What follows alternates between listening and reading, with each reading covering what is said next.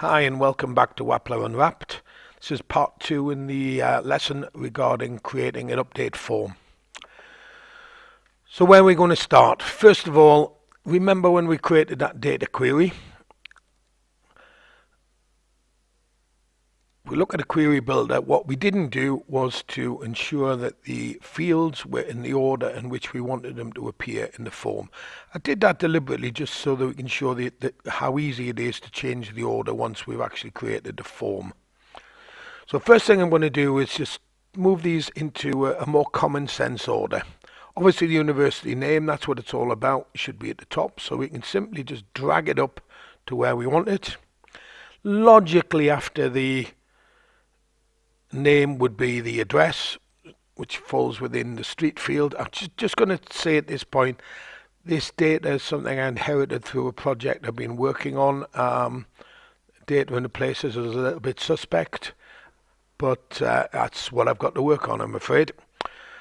So city would be the next. So again, ensure you always select that horizontal form group and just drag it up to where we want it. After city, well, we'll leave London Borough because it's important for London areas. Because it's such a vast city, it's handy to know which borough it's in. County, I didn't know Scotland was a county of the England, but they've obviously just decided to use that field to store the fact it's in Scotland. So again, we can just drag that. I'm sorry, we should have the full form group.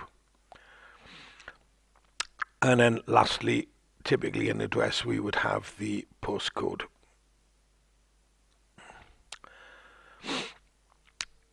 Number of students, number of foreign students, their email address, which obviously is a fake for data protection purposes. The phone number, again, made up for data protection purposes. This last one is the unique university ID that we talked about. We never ever change that. And we need to make sure that it's not able to be changed. So the first thing we're going to do is in that, I'm going to change that to a hidden field. Because it's a hidden field, we can just delete those prompts and we've dealt with that very quickly. Okay, so next I'm going to create have a look at the training database that we have. Sorry about that. Look at the university field. And we're going to look at that in design view. And I only do that basically because we need to see the size of each of the individual fields. So we can see, for instance, that, no idea why that's 20. Fields, different sizes, they're all varchar, borough 22, the email we're given 40, that might actually be a little bit short in some cases, the street field 142. We need to know this because we need to limit the input within those fields to the size of or limit the size of the form, should I say, to do the size of the field. So let's start that Aberdeen University that we see there, that university name field. We need to make sure that that is not allowed to be anything more than 60 characters. We'll do that in the DOM panel over here. We can see now within that we can go down to maximum length, and all we need to do is add 60 in there. And this obviously is an absolutely required. You can't create a university without a name, so we're going to make sure that is a required field. University name is the prompt. Just tidy that up with a capital N. As standard, the input forms create a second prompt underneath the fields. I'm not going to bother with those in this particular demo because I don't see the need for it, so we can just simply delete them. The only thing else that we have is, because we have data in there, we are not seeing the placeholders. If we look down here in the DOM panel, we'll see that there is a placeholder set, enter university name, and I'm quite happy with that. The street, Again, we've got to set that. Now that allows 142 characters. So we'll set max length to 142. We'll just get rid of that second prompt there. We're happy with that. The city is set to 20 characters maximum. And again, we'll see that the placeholders generally come in with something reasonably sensible. Enter city, I'm quite happy with that. The borough is 22 characters maximum. I'm just going to change that slightly. Enter London Borough if appropriate. So obviously that only is that's only relevant to London addresses. County is a maximum of 16 characters. Postcode, we're going to have 8 characters. Now, we've got to bear in mind here, some of these inputs, there are specialist input fields for them, but I tend to prefer just to leave them as text because they restrict rather than benefit. So max length for postcode is 14. I'm just going to give that a capital C just to tidy things up. Number of students, while we're there should be a space in there.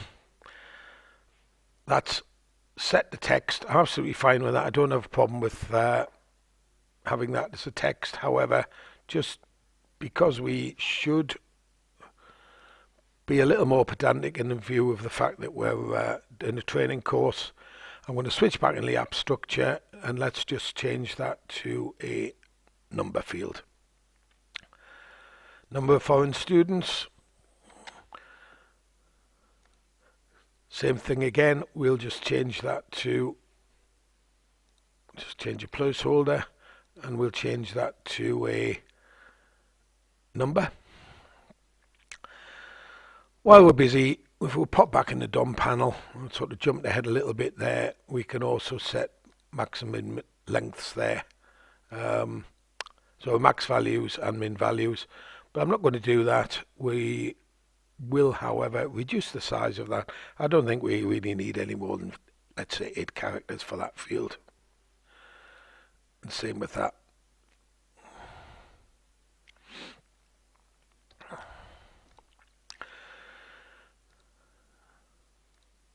Email, let's set that to an email field. I'll just give us a little bit of email validation. Back in the DOM panel, our email field allows a maximum of 40 characters, so we'll set max length to 40. And last of all, phone. There is a specific phone type. I'm not sure whether it's actually in that list. Thankfully not, to be honest. It's not something I like to do. Just like to leave it as text. Just as a little aside, anybody who hasn't worked this out, never ever use a number field for a phone number because most phone numbers start with a 0. If you make it a number field, it will drop that leading 0. So always talking about the text field there. And that phone number is a maximum of 20 characters. So back in the DOM field, max len 20.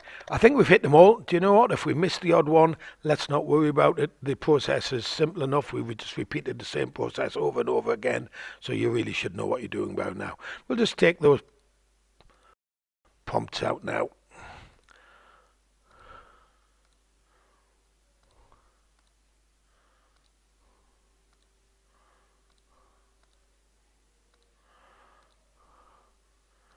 There we are, that's that tidied up. So now we have some validation in relation to the input fields. Just a little bit more tidy up, I think. Just generally with the form, the container, it's really tight up against the top of the screen. So we'll just need to add a little bit of padding in here. It's padding 5, just to drop it down a little. In a production system, we'd probably have a menu there, but just to keep things looking a little more tidy.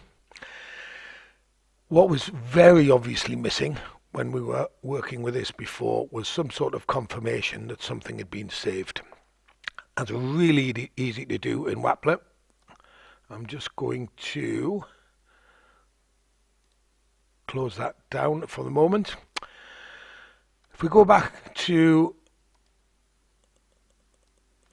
our system, into our App Connect components, alerts, we'll see something called notifications.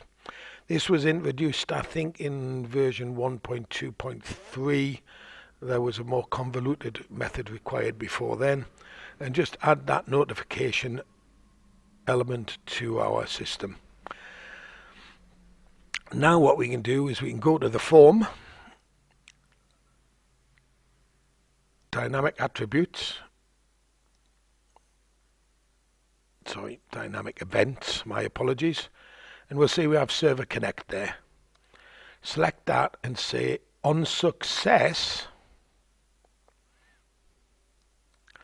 There we can hit the lightning bolt, and we can tell it to do something now with the notifications which appears. What we're going to do is we're going to ask for a success notification. And that success notification, in single quotes, is just simply going to be saved. And that's all it takes. Now we can customize that notification quite significantly if we wish. Where it's aligned, its offset, spacing, opacity, its timeout, etc. But I'm quite happy to leave that with the defaults at the moment. And I think it's really good practice just to set something up as well in terms of what happens if that update fails. Back into Dynamic Events, Server Connect, and what we've got is error. Now, I'm not going to go into a big detailed error routine here. What I'm going to do is put a warning notification in, and I'm going to just say update failed, please try again. We will probably look at system administrator emails, etc. at this point, but this is beyond the level of the course at the moment. So let's select that. Basically, I think we've covered everything we need to do in relation to validation and messaging. Just to follow on from the theme that I introduced about adding a bit of glitz, let's just add a little bit more. Let's go into our container. And I'm going to add a dynamic event, or even a dynamic attribute, my apologies. Animation, enter animation. What I'm just going to do is give this screen a little bit of a wobble.